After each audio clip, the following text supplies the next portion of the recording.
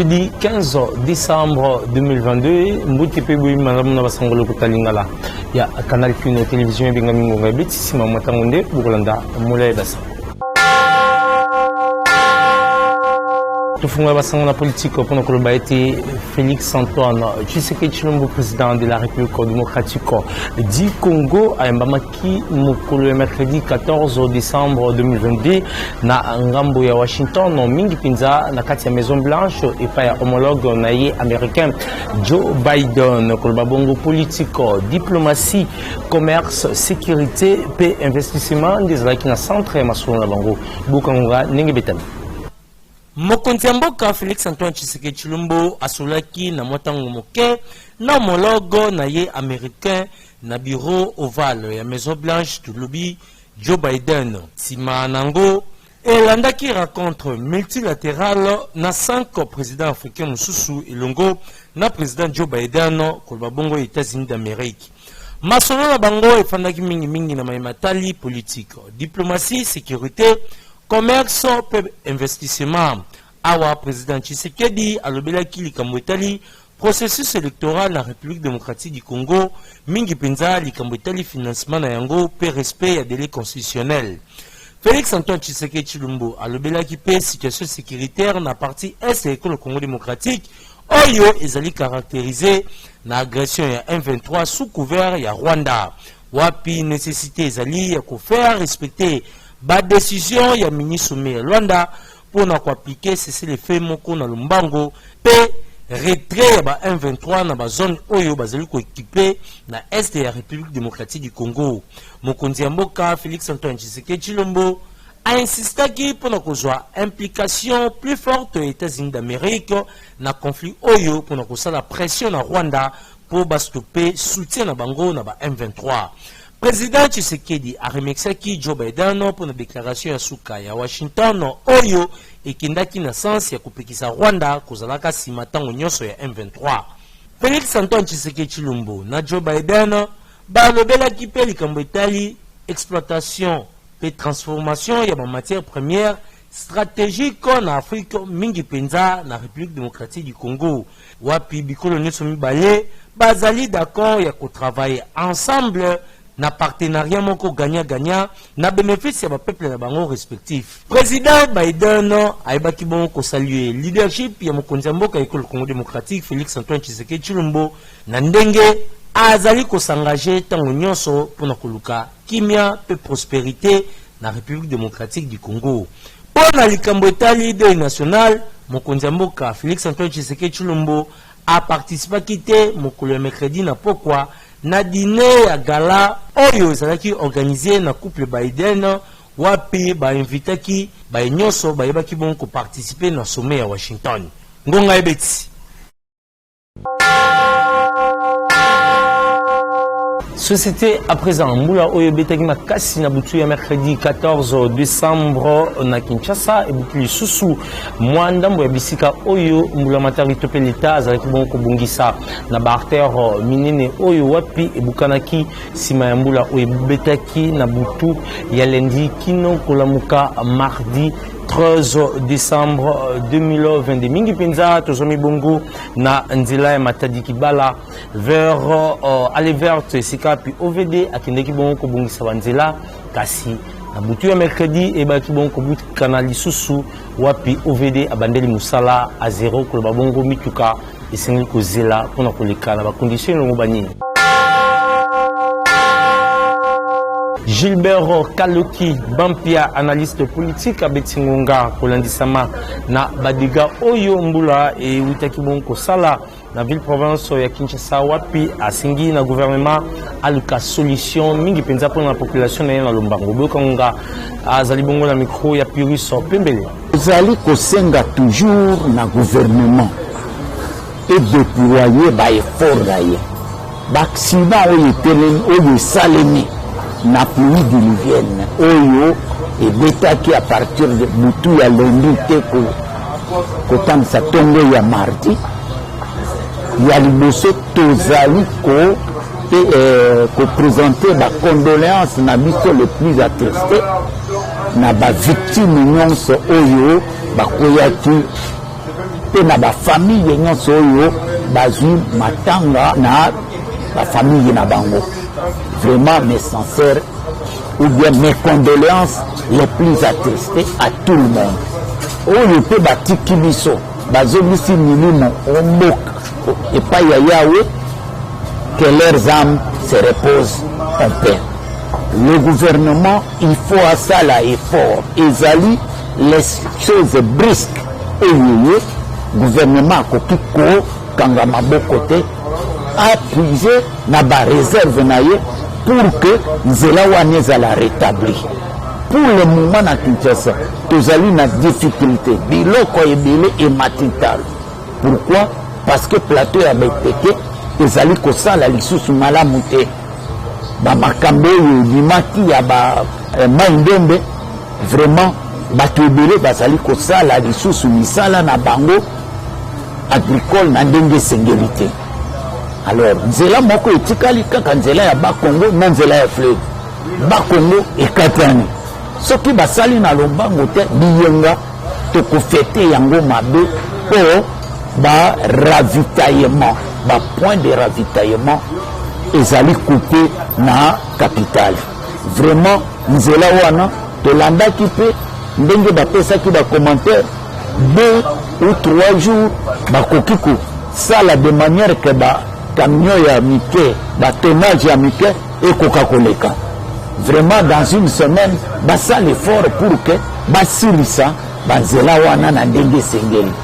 Mais encore tozali kobeta sete ba oyo bazali kosala banzela. Mais basala yango pe na lombango, basala yango pe na motema ya kokita, de manière que ba caniveau, ba béton oyo bazali kotia ezala pe biloko moko trop efficace. Bosco Tanganda, chef de guerre mingi penza by Oyo babundisaka by FARDC na ngambo ya Est ya République démocratique du Congo auti bongo kozala transféré kolongwa bongo la EI na Pays-Bas kokende bongo Belgique wapi akosala bongo boloko na ye pona 30 ans de prison ferme kolandisa mana ba crime de guerre pe crime contre l'humanité ndenge azaki bongo condamné na Cour pénale internationale mingi penza tango Aminaka rébellion na ngambo ya CNDP pe ba M23.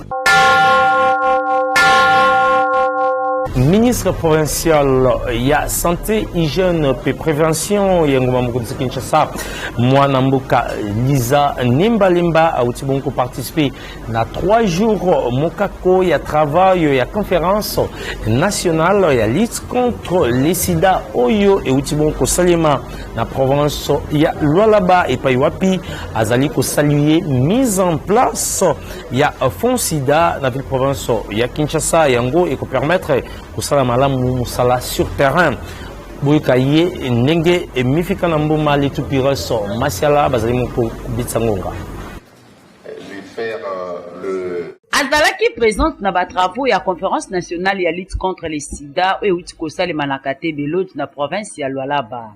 Liza Nimbalimba, ministre provincial ya santé, hygiène et prévention ya ville ya Kinshasa.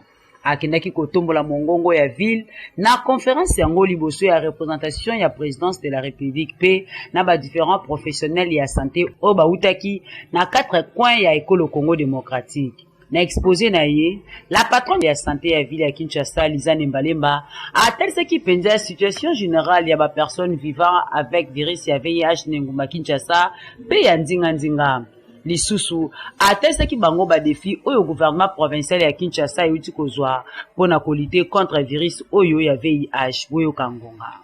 Na suka ya 3 jours ya misala ya conférence yango, la dynamique Liza Nimbalimba a salué makasi mise en place ya fond sida pona ville province ya Kinshasa oyo et uti kosala mapa ya premier citoyen ya capitale mwana mboka Gentini Ngobila Mbaka geste oyo et ko accompagner vision ya chef de l'État Félix Antoine Tshisekedi Tshilombo ya kosukisa bokono oyo sida na horizon ya 2030 na école Congo démocratique.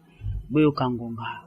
Pour moi, la bonne nouvelle, et ça a été très apprécié par les autres provinces, la bonne nouvelle pour la ville-province de Kinshasa, c'est que le gouverneur de la ville, Jean-Tidingo Mbaka, a mis en place le fonds SIDA. Le fonds SIDA va nous permettre de mener des activités et être un peu indépendants, parce qu'on ne peut pas continuer à dépendre parfois des partenaires. Oui, ça sera une combinaison. Les partenaires seront toujours avec nous. Le gouverneur de la ville de Kinshasa porte vraiment à cœur la lutte contre le VIH. Parmi les recommandations, il y a eu la mise en place du fonds promotion santé. Nous avons déjà une longueur d'avance puisque nous avons déjà installé le fonds SIDA. Après, maintenant, il faut voir comment permettre que le fonds SIDA commence à faire des collectes et qu'on puisse démarrer déjà avec le fonds SIDA. Et continuer avec les tenues de réunion. Déjà, moi, dès mon retour, c'est tenir de réunions régulières avec les partenaires techniques et financiers pour essayer de faire des évaluations. Et comme c'est tout le mois de décembre qui est le mois dédié aux personnes vivant avec le VIH, nous devons faire aussi notre JMS, notre journée mondiale du sida, au niveau de la ville-province de Kinshasa. Ngongaï Petit. Processus électoral à présent, l'édition Mkolelo Ponokolo Banabino était Igo Maka Moko Yabana Kimbanse qui est coordonnateur national et à Lingomba, le patriote uni pour la reconstruction du Congo. Pelko n'a poussé structure d'appui dans le mouvement de libération du Congo MSC n'a poussé Jean-Pierre Bemba Gombo Azalibonko Betsangonga pour notre Senga na bilenge mingi penza ya commune Kimbanse qui ba bango sa relais massive azali mon micro ya mija alua pe Patrick Lusala message zaka moko ya on ko lancer message au na population nga tout ya Kimbanse qui bazala derrière makambo yo tamona ya mboka pe to sengi na population ya Kimbanse ko mobimba ba kende ko sa rouler massivement le 24 décembre na ba centre eux eta peine na bango pour na ko ba carte électeur pour na ko soutenir biso ba leader na bango eux ya proximité pour to sala na carte ba affaires publiques de l'état pour to kamba ba assemblée provinciale nationale yango na senga na population na ngatu ya Kimbanse ba o nyoso bozo mo na participe par ba zo ba bandero ba na Kimbanse te yango na telemi pe na betimbela na gangi ba na Kimbanse tout o ba lingaka igemaka na sengi la bino pour que nous ko carte wana le 24 décembre pour na natif ya Kimbanse o ya tangi na kati ya école ngwanza o ya fani na Kimbanse bana 17 même mobile na sengi na bino bo la bon moko pour na ko soutenir igemaka a connu sa carte le 10 janvier 2023 yango na sengi na population na ngai bana Kimbanse ke biro na ngai ya PIRC pour ça la mobilisation moko za la vraiment chaleureux na sengi na bino ke to komi na moment o ebelemi moment o tozo ke na mapona ba imboka ba ko sabino te et pas ba dongolo miso ke bozo ba carte te ba igemaka lobi ke bozo ba ka et permettre que biso to za la wana bazalaka lisusu na courant te balelaka ntango nyonso epai ya bakonzi bazali kozela bango solution te de mois yango oyo bazali kofuta bafacture kasi courant ya malongo ya kosalela ezalaka te population ya quartier Tampa mingi mpenza na commune ya Makala baleli na bakonzi ya SNEL batelela bango likambo wana mpe bazwela bango solution boka mija alua mpe Christian Makutu ndenge bazali bongo kobetisa ngo bavandi ya quartier Tampa na commune ya Makala basali 2 mois mobimba bazalaka na courant etolobi septembre na novembre kasi basutukaki SNEL na mois oyo tozali ya décembre kotikela bango bafacture ya mois oyo basalela te na kanda wana nde bakitaki na bureau ya SNEL mpona kozongisa facture kasi SNEL aboyaki koyamba bango mpe koyoka bango abenganaki bango lokola bambwa tala tina population ya quartier Tampa basengi na bakambi ya SNEL alukila bango solution papa te mikolo oyo bazali kokwea victime ya bakuluna oyo bazali kokata bango bapota tango nyonso oyo ezali bozangilo tiriki boyoka bango ndenge babeti ngonga tozalaki na courant te na octobre pe na novembre et malheureusement tomoni kaka SNEL atindeli biso ba agent baye ko tikela biso ba facture yango no moni population eza ya kotomboka tuka quartier na biso ba notable bazali bato mwa mayele bazali tosalaki mobulu te même ceux qui bato muso bakanaki ke to kobeta bango ndenge bazo kabola banani meto maîtrisaki alors to population esangisaki ba facture baponaki délégation po bakende ko revendiquer na bureau ya SNEL oyo eza pembeni na biso na wenzi ya Makala malheureusement ceux qui kotomboka esilité parce que toza désolé na incivisme ya ba agent oyo tokutaki na bureau ya CVS au na Kisangani na Makala de ba menacer délégation ba séquestrer même bango parce que ba kangaki ba bureau lokola ba yambi ba bandi biso tokendaki na kimia ba menacer ba intimider biso et ba laki biso même que tokota prison. Donc toko réclamer droit parce que pour na bango eza infraction. Toza na problème na courant oyo te. Toza na problème ya ba facture ya ba sanza oyo to salelité. Octobre na novembre. Ba facture cher.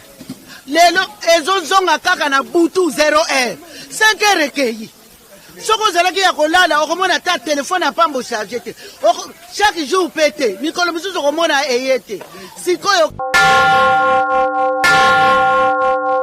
ONG Espoir et Avenir du Congo démocratique Oyo ezomina balabala Notre-Dame na quartier Mabouloudé na commune Makala et Bungisi milieu monene na occasion la journée internationale ya ba personnes vivant avec handicap ba sambelaki pour soutenir ba FRDC mingi penza mapinga ya République démocratique du Congo yani comme Lingo Patrick Lusala. Un travail décent pour les personnes vivant avec handicap ou un maman et likambo pour la célébration de journée internationale des personnes vivant avec handicap ou ONG Espoir et Avenir du Congo démocratique et Bouissaki Nabo Kambemia président Adrien Bikamwa Milulu Oyo ezalaki na objectif c'est moko ko pesa tina na ba personnes vivant avec handicap yango esalemaki na présence ya batu ebele kotanga directeur ya ministère ya ba personnes vivant avec handicap ba autorité mususu ya mboka ba veuve pe ba personnes vivant avec handicap simalo sambo pe hymne national ba handicapé ba lakisaki misala oyo ba yebi kosala ndakisa koyemba kobeta guitare pona kotanga kaka wana bongo pasteur Dieudonné Ndombasi ayaki koteya na mama ya likambo amour du prochain na kosilisa na ye bazwaki tango ya kosambela pona mboka kopesa soutien na ba FRDC. Secrétaire général ya ONG de Espoir et Avenir M. Le Petit ayambaki ba mambo ya pe ba invité nyonso oyo bazalaki na esika mo ya circonstance eyaki kotangama na papa José na bozwi na ye maloba moto oyo azwa manda ya kosoutenir ba veuve pe ba personnes vivant avec handicap président Adrien Bikamwa atalisaki liboso ya bato vision na ye oyo ezali kosunga kaka ba veuve pe ba personnes vivant avec handicap asingaki na bakundi ya mboka pe bato nyonso ya motema malamu bayeba na kosoutenir ONG Espoir et Avenir du Congo pona mukumba oyo azali na yango Boyo Kangonga. Lelo eza anniversaire il y a 2 ans il y a ONG na biso aussi 2 ans 2 ans il y a mois passé ya mikakatanome elongo na nzambe nde tozo bika kaka boye ndeti lelo ko la journée na bango to célébrer ngo na bango elongo poto la monde entier ke balobi il faut thème ya ne oyo ezake valeur ya musala ya handicapé handicapé azape na valeur ya azo musala ndenge mutu nyonso oyo azosalaka papa na biso abeta chou tala musala pe tokosunga ngoyo bandeko na biso nyonso ba indien ba libanais tosunga bato oyo Congo Futur Sosimex tala bisika bokosunga pe na mboko yango wana le message azaki nango bakonza biso nyonso ya mboka papa na biso Chantier Ngobila tozosenga pa no papa tozwa ba espace public tosala ba toilette bato basubaka baboyete na nzela pona kokabona malamu na occasion ya 2e anniversaire ya ONG de Espoir et Avenir du Congo gâteau d'anniversaire ekatamaki accompagné na eloko ya komela pe kolia ngonga ebeti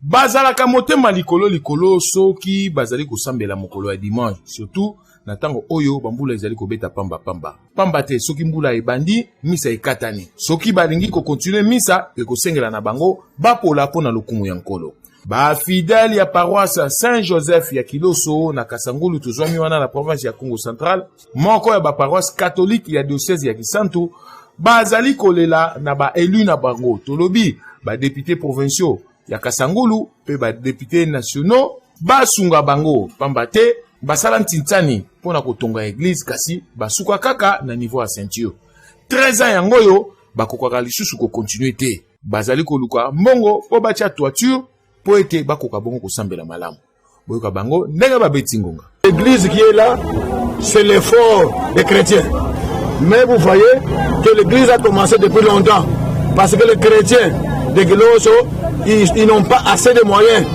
ils sont pauvres. Tozali kosenga lisali ici na bandeko banso ya motema boboto pe malamu tozali na kati ya cité biso bato vanda na kati na cité bozwi na biso ezali penza moke ata toza kosala bantsinsani ebele me tozali kokoka te. Toza na pasi mpo tozotia bantsinsani ebandi mpe kala me eglize eza kaka misala eza nanu kutu tokomi katikati te. Yango wana tozokosenga na bandeko oyo baza na moyen oyo ezangi misala yango oyo tosengi na badepute na biso lokola ba honorable Belimampa, honorable Papi Mambo, honorable Mvwemba, bango nyonso honorable Samba ke tozala kosenga vraiment po tosilisa église na biso. Élection yango yo ezali koya tala occasion epesameli bino. Bosalisa Nzambe mpe akokota likambo na bino. Ngonga ebeti.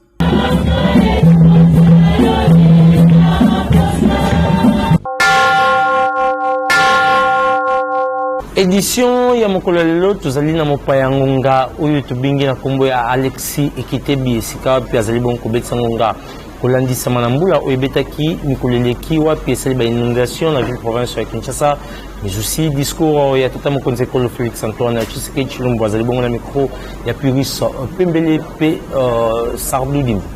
Mbula ebeti bato bakofi ebele mais président outi kodécréter deuil national ezali malamu po ya kolela baimboka, mais est-ce que il faut tozilaka tokoma na suka bato bakufi nde on pense tokaki balansaki biloko ebele awa bakini bopeto banini to po quand même kobongisa situation environnementale ya mboka na biso ya capitale na biso ya Kinshasa. Mais curieusement bambongo mo mpe ezobima mingi mais mo mosala esalema te. Et puis de deux, tozongela vraiment école neti administration ndenge ezalaka kala parce que lelo bato bakotia au bourgmestre onini bazoyeba administration mpenza malamu te parce que espace nyonso ya mboka eza espace ya koteka te espace vert toza na besoin nango mpo lelo oyo kotia mwa hiérarchie quand même mwa bato mpe bakopema mwa malamu esika mosusu ezali espace pour réserver pour bana pe ba ya kusakana pe kosolola ba terrain mususu tout était comme na kata ville province na biso ya Kinshasa. Donc ville les a sous ninge za kalaté ville comme tellement saturé et que ça permettait vraiment bato ko pema na ndenga malamu. Alors biloko on ça que même misalo bande ko sala il fallait pas pousser na malamu parce que pour irriguer terrasser oyo terrasser za kotunda mabe ma eza ko déborder qui ça soki mbule beti le rapport la pluie c'est le beau temps mais soki pluie beti c'est vraiment calvaire pour le peuple congolais. C'est dangereux mususu komona ke société par exemple SNEL régie de bani bosala musala bokamati câble botia mona se nzela tona kata terrasse câble ko lega na terrasse alors c'est plus dangereux tant au courant zali mbula pe beti électrocution. Ici quand je suis pembeni na bandalungu mwana classe za okende kilasi na tongo pe akias à sansala ngako ya asimbi poto za na kwa akufi sur place mwana 12 ans. Comment nous donc de quelle manière tu as peur de l'élite à lobby ou va pouvoir relève na mboka na biso. Mais faut te zali d'abord ya gouverneur les à la centrale les à la provinciale parce que baza ko se jeter responsabilité, mais c'est pour rien. Bino tout bozo converger fort na bino poya mboka na biso Congo. Boza wana ya pona bino te. Solution zali ya malamu mingi zali mettre l'homme qu'il faut à la place qu'il faut. Alors pour mettre l'homme qu'il faut à la place qu'il faut pour une fois au Congo, l'élection pour zala malamu pour connaître des dirigeants surtout dans l'institution bato ba rozale du bazapina bato ba oti émanation à peuple.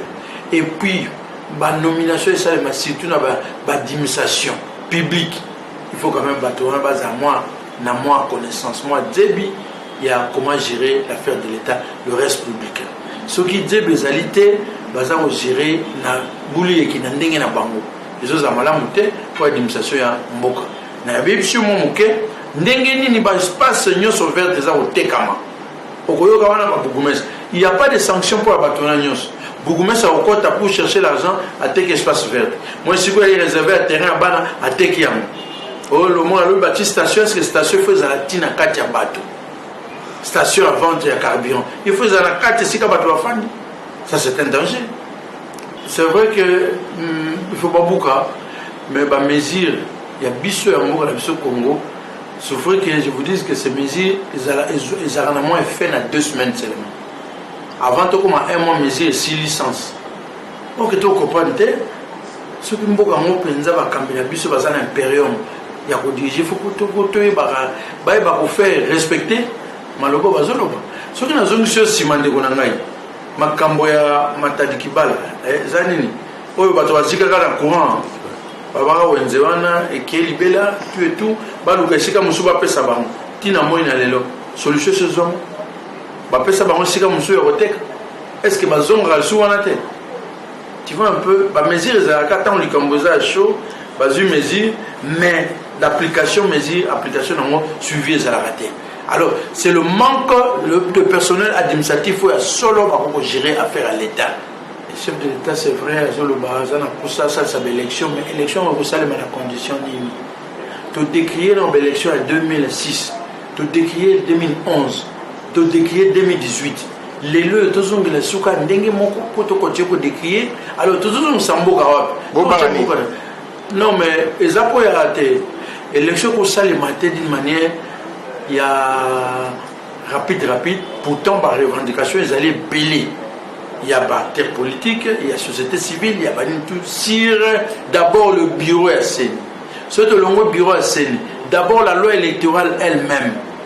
Il y a des quoi qu'il y a des problèmes qu'il faut pouvoir trouver une solution avant que nous, si la loi électorale. Est-ce que Babylone soit réclamé les lois, Batomsou a Sengagi bah bureau de vote et comment un bah bureau où publier l'élection peut pas en considération.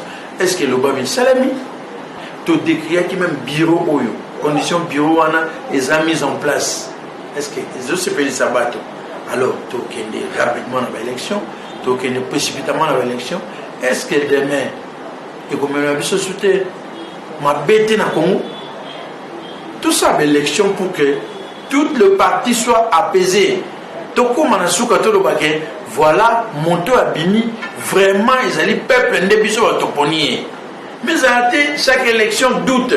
Tout le 2006 doute. 2011 doute. 2018 doute. Alors, ils ont pu s'accréditer. N'a pas conduit au bazar au Bima en sortant de l'élection. N'a mon aki bilili moko bileki mikolo ba député so ba kei ko kota na nini assemblée ba monsieur bala la rende pongi. Mais ce sont des lignes où ça discrédit. Je peux en partie, vous allez d'accord, na chef de l'État, Bissou na Rwandais en particulier, il y a qu'à politique qui me ce problème. C'est vrai que n'a peuple rwandais, n'a peuple comme tel, tout ça n'a problème tel. Mais le fait que le président na Bango, mon continent Bango, a même Bango, na ndenge ya Mboulou, pour ça na Congo, facilement tu commis un problème na Bango. Même sous comment on a bango et comme moi crainte tout le but est que tout comme un ennemi totalement un peuple congolais tout ça un peuple nyonso un peuple mibalé tout ça un peuple congolais un peuple rwandais tout ça libiso tout bateau nzamba sali donc nous avons tout intérêt tous à avoir une relation malamu mais au moins ba chef d'état ba konzina biso ndé ba mema biso na boule côté mais ce qui se passe les lois au Rwanda azoya pour appuyer M23 pour que ça massacre na Congo ils ont dit que les mboya mabe ata président de la République biso na bango tozana likambote ndeko nanga ba koti ba bomi famille na ba bomi bandeko na ba bomi tout et tout est-ce que na motema na otika na pota te otika na pota chef d'état au lobby oui c'est vrai parce que on est à langage politique tous amal bena ba monter tous amala mais citoyen congolais vous a ndenge nini beaucoup plusieurs bobomi bokei bokati bato ba kingo banini tout ba massacre nyo ça salima est-ce que zotika potate na esprit ya congolais c'est là qu'il faut réparer Babylone Wana pour que lobby et susciter ça fait très mal et aussi dans le discours du chef de l'État je crois que on ne va pas aimer une chose et son contraire. Un pays qui vient agresser établi partout, même dans l'organisation internationale, ils ont établi que non, voilà, c'est le Rwanda qui est derrière le M23. Alors qu'est-ce qu'il faut faire à ce moment? Il faut utiliser aussi notre droit d'habitude et réplique.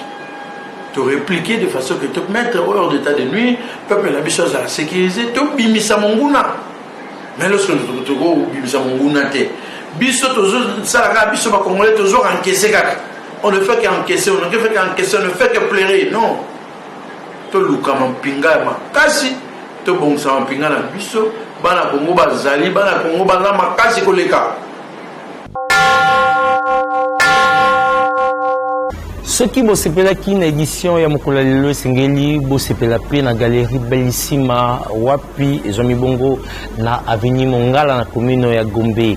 Isika pi bazali koteka ba article nyonso ya kitoko mingi penza pour la festivité na bino ya fin de l'année sengeli bolika mbango pour kosumba biloko ya kitoko pe malonga. Merci également l'équipe technique songa kibiso peut-être comme mabuta bino ba condition ngo bani Patrick Losala sima caméra à la bamba lala na montage kasi édition signé Piris Pembele.